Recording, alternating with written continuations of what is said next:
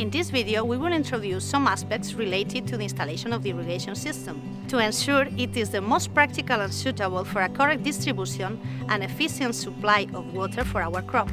To do this, we will need to have a water intake with enough pressure, about 2 atmospheres. A standard drinking water tap would be the most practical option, as long as the total surface area to be watered is small. A threaded fitting and a polyethylene pipe with a suitable diameter must be connected to this socket in order to ensure a water supply. At the entrance of the school garden, 1 or more irrigation programmers can be installed and powered by batteries or by AC power outlets if possible.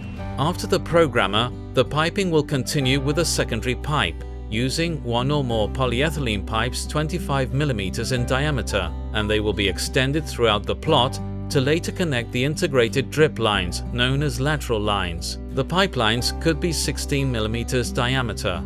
For a school garden installation, the most suitable is the acquisition of side irrigation lines with integrated emitters, separated by 30 centimeters.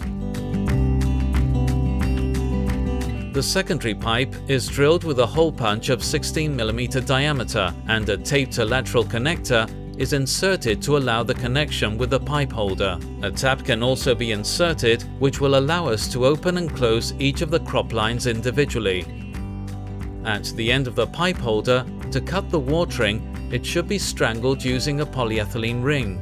At the end of the secondary pipe, you can also strangle the pipe or install a plug. The branches with inserted drippers can be connected equidistant, with a separation of 1 meter, or depending on the distance that the different crops require. We would like to remark that, although taps are to be installed, they can subsequently be cancelled or activated depending on our needs.